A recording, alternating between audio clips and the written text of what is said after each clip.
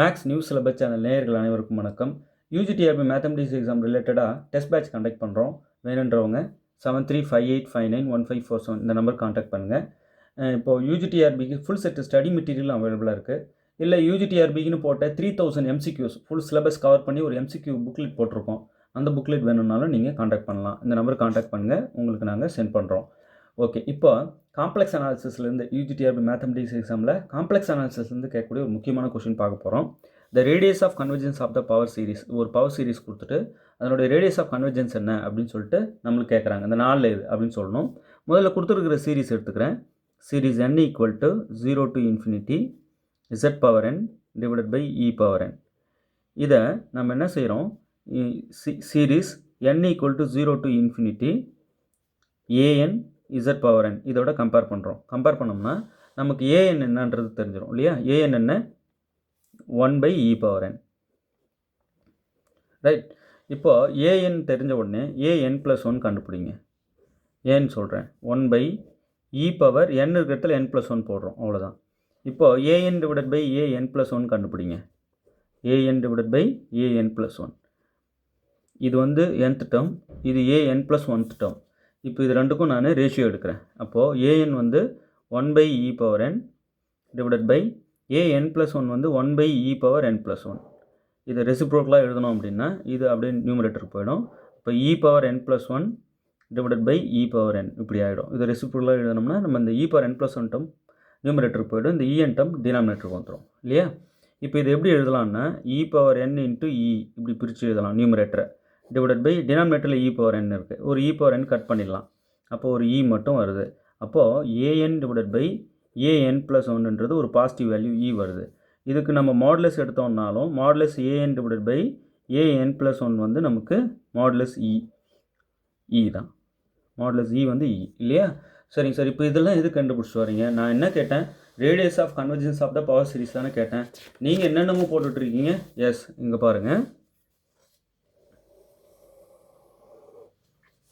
radius of convergence r equal to ratio test னு ஒன்று இருக்குது. r equal to limit n tends to infinity modulus an divided by an plus 1. Okay, இதுதான் radius of convergence. இந்த மாதிரி இருக்கிற ஒரு சீரீஸ்க்கு நம்ம radius of convergence கண்டுபிடிக்கிற ஃபார்முலா இதுதான், right. Okay, limit n tends to infinity modulus an divided by an plus 1 நான் முதல்ல அதுக்கு தான் கண்டுபிடிச்சேன். எவ்வளோ? e. இப்போ இங்கே போட்டுக்கலாம் e. So modulus value e தான். அப்போது இது வந்து கான்ஸ்டன்ட்ன்றதுனால லிமிட் அப்ளை பண்ண கான்ஸ்டன்ட் தான் e. So radius of convergence r equal to e, right. அப்போது கொடுத்துருக்கிற சீரீஸை இந்த சீரீஸோட கம்பேர் பண்ணி an என்னன்னு எடுத்துக்கிறோம். an + 1 பார்க்குறோம். anக்கும் an + 1க்கும் உள்ள ரேஷியோ என்னன்னு பார்க்குறோம். அதுக்கு மாடுலஸ் எடுக்கிறோம், லிமிட் அப்ளை பண்ணிடுறோம். ஓகே, இவ்வளோ தான். அப்போது இங்கே 4 ஆப்ஷனில் எது? 4 ஆப்ஷனில் ஆப்ஷன் சி, ரைட். ரொம்ப எளிமையான ஒரு ஏரியா அது. ஆனால் நம்ம ரேஷியோ டெஸ்ட் மட்டுமா இருக்குது, ரேடியஸ் ஆஃப் கன்வர்ஜென்ஸ் கண்டுபிடிக்க என்னென்ன டெஸ்ட் இருக்குது கமெண்ட்டில் சொல்லுங்கள் பார்க்கலாம். சரிங்க, இப்போ the radius of convergence of the power series இது கேட்குறாங்க. இந்தமாரி சீரிஸ் மாற்றி மாற்றி கொடுத்து உங்களால் பதில் சொல்லவே முடியாத அளவுக்கு லாக் பண்ணவும் முடியும். விதவிதமான சீரிஸ் இருக்குது. சரி, இப்போ இந்த சீரீஸில் பாருங்கள், series n equal to 1 to infinity z power n divided by n square, right. சரிங்க, இதை எதோட கம்பேர் பண்ணணும்? Series n equal to 1 to infinity an z power n இதோட கம்பேர் பண்ணலாமா? இப்போ an என்ன நமக்கு? an ஈக்குவல் டு இதோட கம்பேர் பண்ணும்போது 1 by n square. So 1 by n square நமக்கு கிடைக்குது. அப்போது an + 1 என்ன? nth டேர்ம் தெரிஞ்சிச்சு, n + 1th டேர்ம் கண்டுபிடிக்கிறேன். அப்போ 1 by n + 1 ஹோல் ஸ்கொயர் இல்லையா. இப்போ இது ரெண்டுக்கும் ரேஷியோ என்ன? an + 1 an divided by an + 1 ratio கண்டுபிடிக்கிறேன். இப்போ an வந்து 1 by n ஸ்கொயரு, டினாமினேட்டரில் an + 1 டேர்ம், அப்போ 1 by n + 1 ஸ்கொயர். இதை ரெசிப்ரோக்கலாக போட்டால் n + 1 ஹோல் ஸ்கொயர் நியூமரேட்டருக்கு போயிடும் இல்லையா. இந்த n ஸ்கொயர் டினாமினேட்டருக்கு வந்துடும். அப்போது n + 1 whole square divided by n square இப்படி ஆகிடும். இப்போ நியூமரேட்டரில் உள்ளே இருந்து ஒரு n காமனாக எடுத்தால் n ஸ்கொயராக தான் வெளியே வரும். ஏன்? மேலே ஸ்கொயர் இருக்குது இல்லையா. அப்போ இங்கே 1 ஆகிடும், இந்த 1 வந்து 1 by n ஆகிடும். ஸ்கொயர் அப்படியே தான் இருக்குது, n மட்டும் காமன் அவுட் பண்ணும்போது ஸ்கொயரோடு தான் வெளியே வரும். பை கீழே n ஸ்கொயர். n ஸ்கொயர் எடுத்ததன் விளைவு டினாமினேட்டர் n ஸ்கொயர் கட் ஆகிடுது. அப்போது 1 + 1 by n ஹோல் ஸ்கொயர் இது கிடைக்குது. இது என்னது? an divided by an + 1. சரி, இதுக்கு மாடுலஸ் அப்ளை பண்ணால் modulus an divided by an + 1 என்ன வரும்? இது பாசிட்டிவ் தான். ஏன் பாசிட்டிவ்? கமெண்ட்டில் சொல்லுங்கள் பார்க்கலாம். ஸோ அப்போ இதுக்கு மாடுலஸ் எடுத்தால் இதே தான், 1 + 1/n². இது ஏன் பாசிட்டிவ் நான் சொன்னேன்? Negative always positive. இது ஏன்? கமெண்ட்டில் சொல்லுங்கள். ரைட், சரிங்க. இப்போ நான் என்ன செய்கிறேன், எல்லாம் ரைட்டு. இப்போ நீங்கள் என்ன சொன்னீங்க சார்? ரேஷியோ டெஸ்ட்டுக்கு தானே இதெல்லாம் பண்ணிட்டு வந்தீங்க. ஏங்க இதுக்கு லிமிட் அப்ளை பண்ணுங்கள். இப்போ இதோ பாருங்கள், ratio test by ratio test R equal to limit n tends to infinity modulus an divided by an + 1.